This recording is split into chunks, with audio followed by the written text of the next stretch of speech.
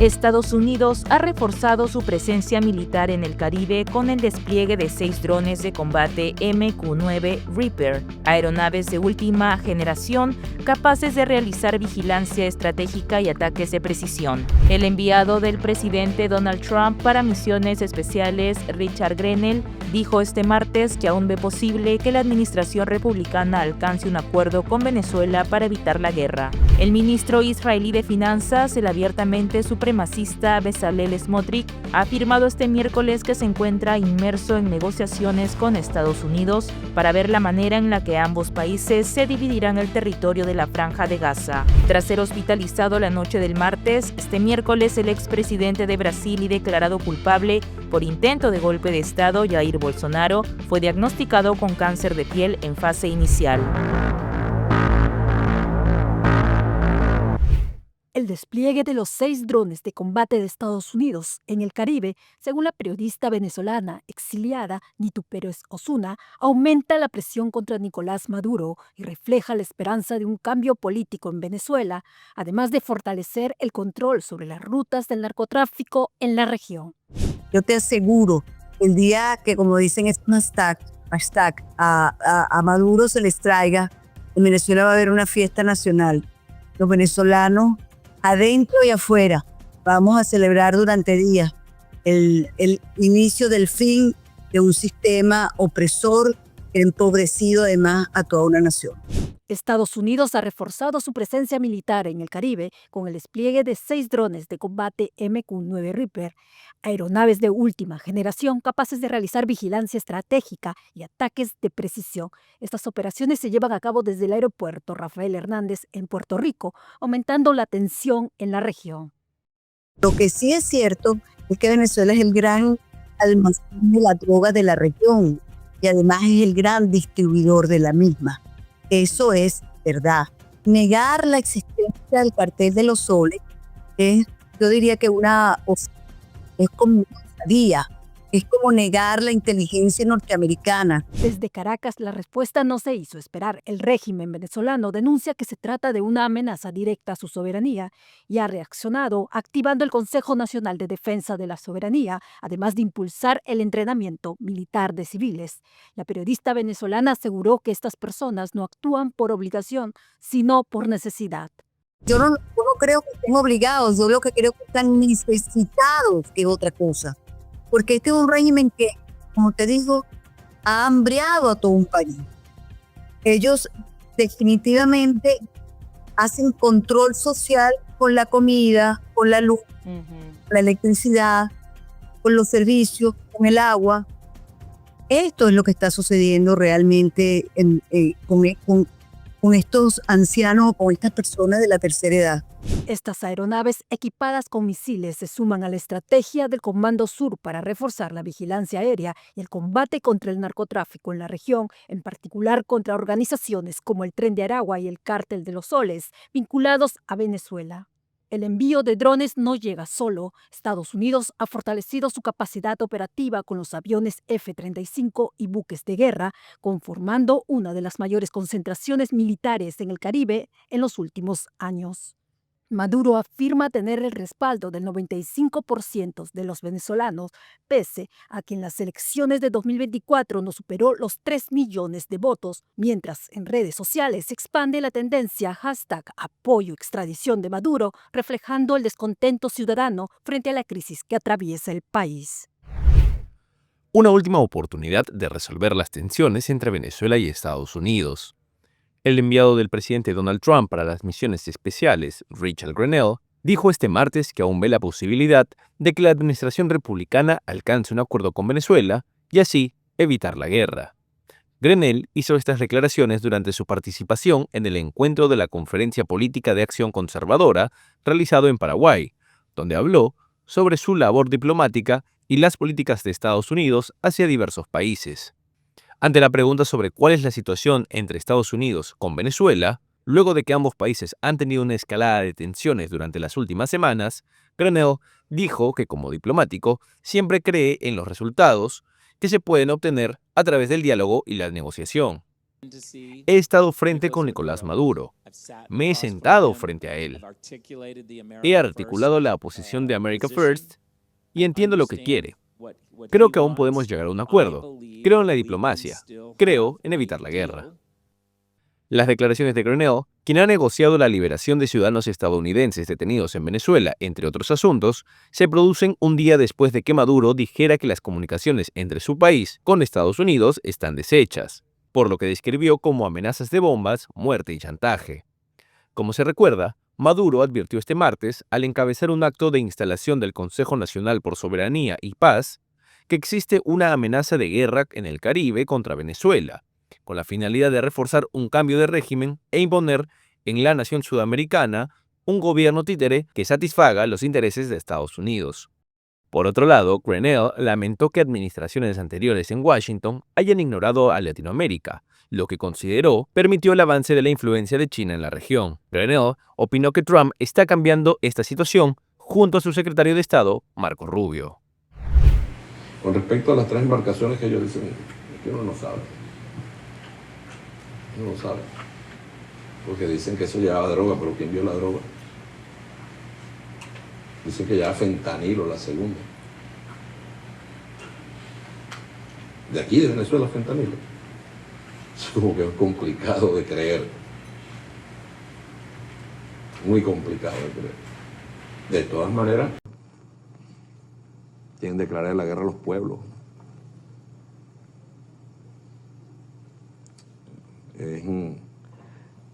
Es preocupante que no haya alguien que pueda ponerlos a pensar exactamente sobre las consecuencias de todo esto. Que los detenga. Tienen al señor de la guerra en su éxtasis. Está extasiado el señor de la guerra, Marco Rubio. Este martes, Tyler James Robinson, de 22 años, principal sospechoso del asesinato del activista conservador Charlie Kirk, reapareció en el juicio que se realiza en su contra, en la que afronta un pedido de pena de muerte. En este video te contamos cuáles son los cargos que se le imputan y cuál fue la reacción del presunto asesino al saber que el fiscal del condado pide la pena máxima en su contra. El fiscal de Utah, Jeff Gray, confirmó que Tyler James Robinson es acusado de 7 cargos, los cuales son asesinato agravado, descarga ilegal de un arma de fuego, 2 cargos de obstrucción a la justicia, 2 cargos por manipulación de testigos y la comisión de un delito violento en presencia de menores. Durante la audiencia, Robinson escuchó la acusación en su contra, el pedido del fiscal del condado de Utah, sin mostrar emociones. Vestido con un chaleco antisuicidio y bajo estricta vigilancia, el joven solo intervino para identificarse con su nombre completo, Tyler James Robinson. El juez Gray determinó que el juicio comenzará el próximo 29 de septiembre, también en modalidad virtual, y ordenó la designación de un defensor público para el acusado, ya que no cuenta con una representación legal particular. La fiscalía solicitó además una orden para impedir cualquier contacto de Robinson con Erika Kirk, viuda del activista, quien se encuentra bajo protección tras el crimen. En una rueda de prensa, el fiscal Jeff Gray describió el hecho como una ofensa capital, argumentando que el acusado sabía intencionalmente que causaría la muerte de Charlie Kirk bajo circunstancias que pusieron en riesgo la vida de otras personas. Gray afirmó que la decisión de pedir la pena máxima fue tomada de forma independiente, basada en la evidencia y en la naturaleza del crimen. Como se sabe, la investigación determinó, según Gray, que Robinson utilizó un rifle con mira telescópica para disparar al activista desde un tejado, impactándole en el cuello. El fiscal detalló que se hallaron restos de ADN del sospechoso en el gatillo del arma y que uno de sus compañeros de apartamento está colaborando con la justicia. Este último entregó a los investigadores una conversación digital en la cual Robinson se habría atribuido la autoría del crimen. En un mensaje encontrado por los agentes, Robinson indicaba: «Tengo la oportunidad de eliminar a Charlie Kirk y la voy a tomar». El documento de acusación afirma que Robinson atacó intencionalmente a Kirk debido a su creencia o percepción sobre las expresiones políticas del activista. Si bien la fiscalía no detalló específicamente qué motivó a Robinson a perpetrar el atentado del 10 de septiembre, El documento de acusación proporcionó algunas pistas. El documento también indica que la madre del sospechoso declaró a los investigadores que durante el último año aproximadamente Robinson se había vuelto más político y había empezado a inclinarse más hacia la izquierda, adoptando una postura más pro-gay y pro-derechos trans. Declaró que Robinson empezó a salir con su compañero de piso, un hombre biológico en transición de género.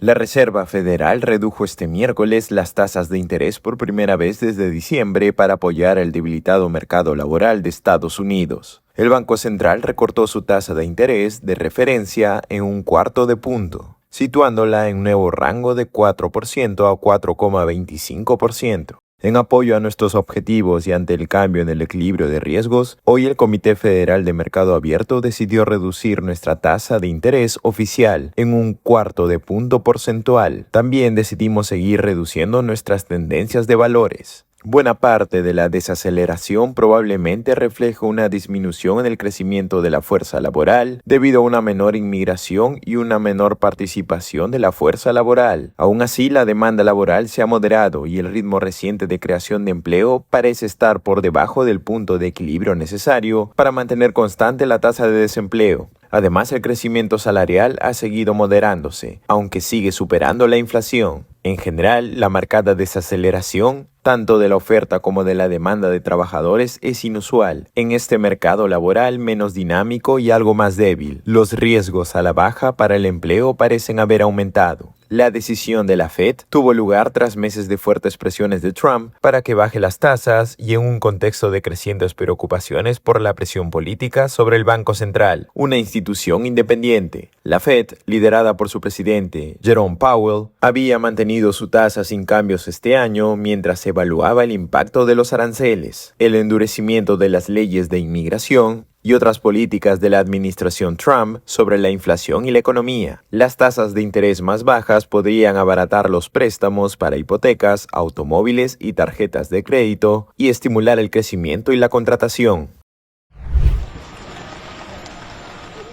Donald Trump inició el miércoles su visita oficial a Reino Unido. El presidente de Estados Unidos fue recibido con pompa en el castillo de Windsor por los príncipes de Gales, Guillermo y Catalina, y los reyes Carlos III y Camila. El mandatario dormirá las 2 noches en el castillo, una de las residencias oficiales de la monarquía británica, alejado de una manifestación convocada en su contra en Londres.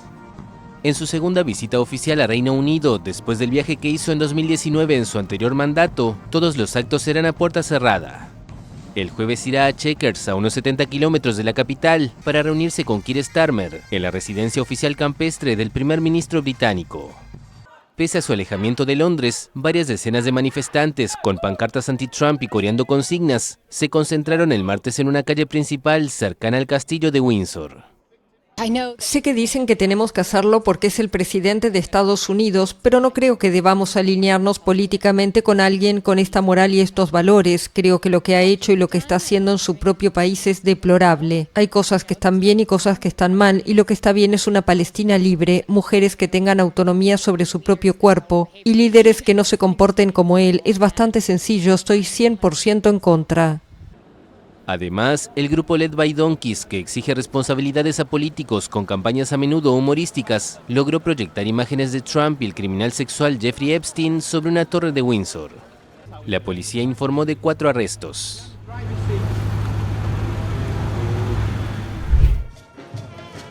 Manifestación multitudinaria en Londres contra el presidente estadounidense Donald Trump, que llegó el martes al Reino Unido para una visita oficial de 3 días. La concentración fue convocada por el grupo Stop Trump y fue seguida de cerca por más de 1.600 miembros de las fuerzas de seguridad. Difunde mentiras y realmente no dice la verdad. La gente se deja engañar y es un indicio de que se dirige hacia el fascismo y no podemos tolerarlo más. Deberíamos haber aprendido de la Segunda Guerra Mundial. Deberíamos haber aprendido de todas las guerras posteriores. Ya hemos tenido suficiente de Trump y ciertamente no pertenece a Gran Bretaña. No nos gustan los matones, a mí no me gustan los matones y por eso salí de mi retiro de mis días de activismo, porque Trump es probablemente el mayor matón que existe. Como han dicho varias personas, claramente es un hombrecito muy inseguro y sí, por eso estoy aquí. Trump aterrizó la noche del martes en el aeropuerto londinense de Stansted e inició el miércoles en Windsor su segunda visita de Estado al Reino Unido. El presidente y su esposa Melania fueron recibidos con gran pompa por los reyes Carlos III y Camila en el castillo de Windsor, una de las residencias oficiales de la monarquía a unos 40 kilómetros de Londres.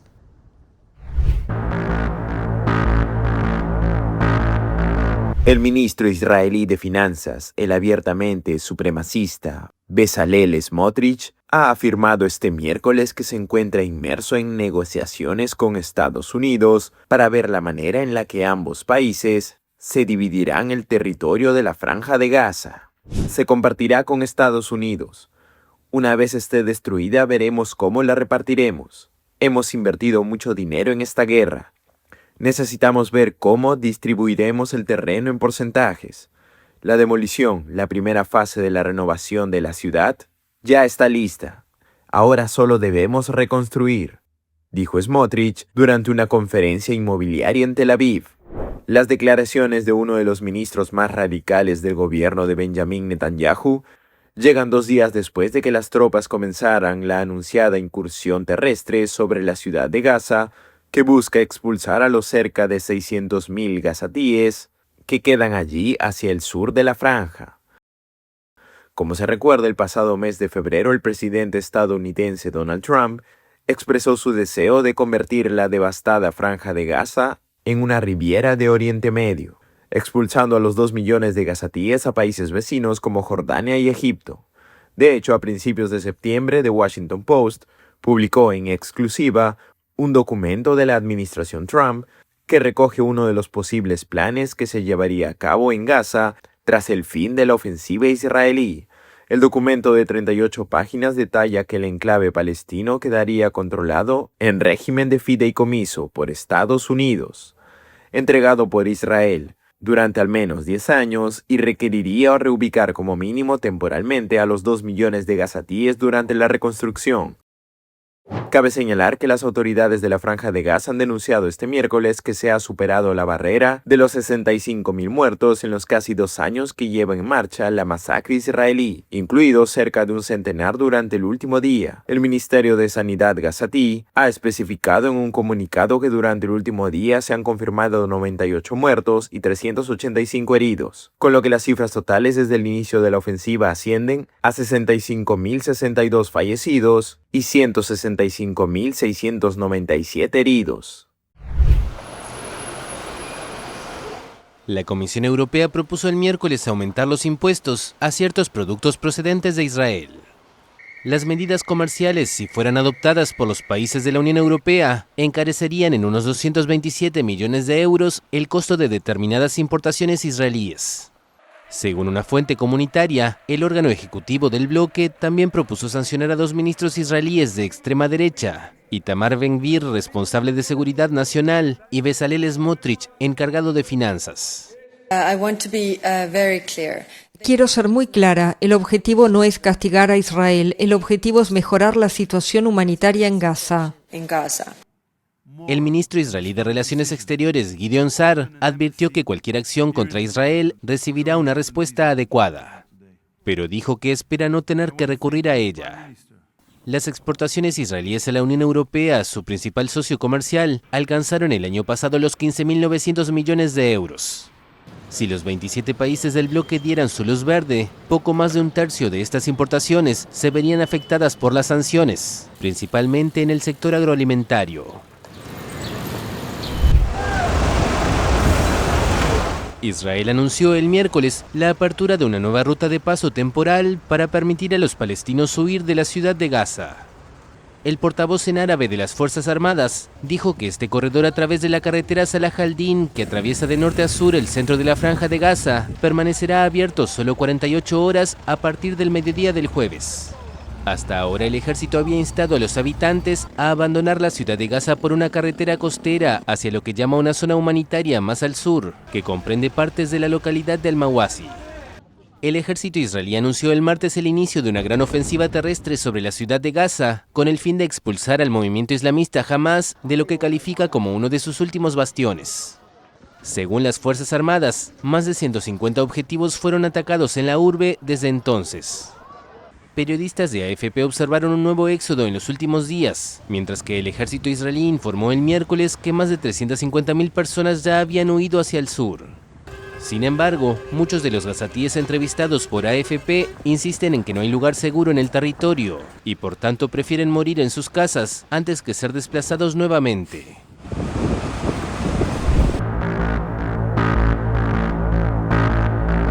Un cáncer de piel que puede tener consecuencias graves. Ese es el diagnóstico que enfrenta el expresidente de Brasil, Jair Bolsonaro. El domingo pasado se sometió a una cirugía para extirparle algunas lesiones cutáneas y según informó el portal G1, el material fue enviado a biopsia. El resultado publicado en el boletín médico de este miércoles confirmó que se trata de un carcinoma localizado únicamente en la capa más superficial de la piel, sin que se haya extendido a capas más profundas ni a otros órganos. Por ahora no se prevé que requiera un tratamiento específico, aunque los médicos recomendaron controles periódicos para vigilar la evolución de la enfermedad. Este diagnóstico se suma a una semana marcada por complicaciones en su salud. El martes 16 de septiembre, Bolsonaro fue ingresado al hospital tras sufrir vómitos, mareos, presión arterial baja y frecuencia cardíaca elevada. Allí recibió medicamentos intravenosos e hidratación antes de ser dado de alta. Sin embargo, un nuevo parte médico emitido al día siguiente indicó una mejoría parcial y detalló que una resonancia magnética craneal practicada para investigar los mareos no mostró cambios agudos. Aún así, los análisis revelaron anemia persistente y una función renal alterada con niveles de creatinina elevados. La visita hospitalaria fue autorizada por el juez Alexandre de Moraes debido a que Bolsonaro se encuentra bajo régimen de prisión domiciliaria. El expresidente fue condenado a 27 años y 3 meses de cárcel tras ser declarado culpable de 5 delitos relacionados con golpismo. El Supremo Tribunal Federal lo consideró líder de un grupo criminal que buscaba perpetuarse en el poder tras perder las elecciones de 2022 frente a Luis Ignacio Lula da Silva. El estado de salud de Bolsonaro es ahora un elemento crucial en su proceso judicial. Con 70 años y un historial de internaciones, incluyendo secuelas del apuñalamiento que sufrió en 2018 durante un mitin electoral, además de crisis gastrointestinales y cuadros de hipo persistente, su condición médica podría influir en la forma de cumplir la condena. El Supremo Tribunal Federal deberá evaluar si se mantiene el régimen de prisión domiciliaria o si se ajusta según su situación clínica. La defensa de Bolsonaro calificó la sentencia como excesiva y desproporcionada y ya anunció que presentará recursos incluso ante organismos internacionales. En tanto, el juez Moraes será el encargado de resolver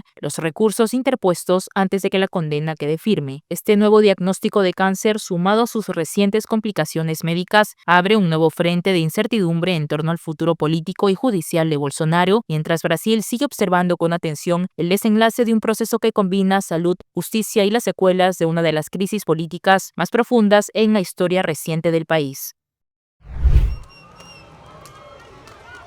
Miles de ciudadanos se movilizaron en Cuenca, al sur de Ecuador, en rechazo al proyecto minero Loma Larga, impulsado por la firma canadiense Dundee Precious Metals. La marcha, convocada con antelación, defendió el páramo de Quimsacocha, la principal reserva hídrica para la ciudad, ante la inminencia de actividades extractivas. El proyecto Loma Larga se ha convertido en símbolo de la tensión entre desarrollo extractivo y protección ambiental. No podemos permitir las minerías ilegales ni legales tampoco. El agua es vida, tenemos que proteger el agua. Usted sabe, con la minería el agua se contamina, los páramos se dañan. No a la minería, no queremos que nuestra sociedad, nuestros hijos se vean afectados por la contaminación. Se trata de una de las manifestaciones más multitudinarias que ha enfrentado el presidente Daniel Noboa, pese a que decretó el martes el estado de excepción en 7 de las 24 provincias del país, donde hay focos de protestas contra la eliminación del subsidio al diésel. El gobierno justificó la medida del fin del subsidio como una acción necesaria para equilibrar las finanzas públicas y redistribuir mejor la ayuda estatal. Conductores de camiones cerraron el lunes algunas vías que fueron despejadas horas después tras la intervención de la policía, sin que se hayan reportado heridos o fallecidos. Por otra parte, la carretera Panamericana Norte en el ingreso a Quito amaneció el martes bloqueada con piedras y montículos de tierra colocados por manifestantes que se oponen al aumento del precio del diésel. Miles de turistas fueron evacuados cerca de Machu Picchu, el famoso sitio arqueológico en el sureste de Perú, tras quedar varados por una protesta de pobladores que derivó en choques con la policía, que dejaron 14 uniformados lesionados. El martes, la ministra de Comercio Exterior y Turismo, Desilu León, informó del traslado de los visitantes hacia la ciudad de Cusco, distante a unos 110 kilómetros de la ciudadela Inca. La protesta fue organizada por el Frente de Defensa de los Intereses de Machu Picchu, que el domingo anunció una huelga indefinida hasta que entre a funcionar una nueva ruta de transporte terrestre. El servicio de ferrocarril había sido interrumpido desde el lunes a causa de los bloqueos de lugareños que exigen que una nueva empresa se ocupe del transporte de autobuses desde la estación del tren hasta Machu Picchu, tras el fin de una concesión de 30 años. A raíz de la protesta, al menos 2.300 visitantes quedaron varados, de los cuales 1.400 fueron sacados con la ayuda de la policía, que despejó la ruta férrea a la medianoche del lunes. Tras interrumpirse el operativo de evacuación, algunos turistas debieron emprender una caminata de hasta 3 horas. Al menos 900 turistas permanecían varados. La seguridad de que hacer toda esa caminata vaya a tener definitivamente transporte, tampoco la tengo, y en mi caso no puedo porque mi señora está embarazada y estoy con niños, así que para mí en lo personal no me es viable. A pesar de que su concesión ya expiró, la compañía Concetour Machu Picchu informó a la AFP que continúa operando. El gobierno anunció una reunión con las autoridades locales y los gremios en busca de una solución de las protestas. Patrimonio de la Humanidad desde 1983, el sitio recibe un promedio diario de 4.500 visitantes, entre ellos un alto número de extranjeros. La policía española anunció el miércoles que detuvo a 19 personas por sospechas de homicidios y torturas en una embarcación que transportaba migrantes desde Senegal a las Islas Canarias. La embarcación de madera fue rescatada a la deriva al sur de la isla de Gran Canaria el pasado 24 de agosto, con 248 supervivientes a bordo. Pero las autoridades creen que originalmente el barco llevaba alrededor de 300 personas y que los desaparecidos fueron arrojados al mar durante el viaje de 11 días. La policía indicó que los supervivientes relataron que varios de los detenidos, los patrones del barco, agredieron a decenas de personas, golpeándolas y maltratándolas de diferentes formas. Según los relatos, llegaron a arrojar a migrantes vivos al mar y se negaron a socorrer a quienes caían accidentalmente al agua. Los 19 sospechosos están en detención preventiva, acusados de haber cometido los delitos de favorecimiento de la inmigración irregular, homicidio, lesiones y torturas. España es uno de los 3 principales puntos de entrada para los migrantes irregulares a Europa, junto con Italia y Grecia. Las autoridades estiman que miles han muerto en los últimos años intentando cruzar por la vía atlántica, principalmente hacia Canarias.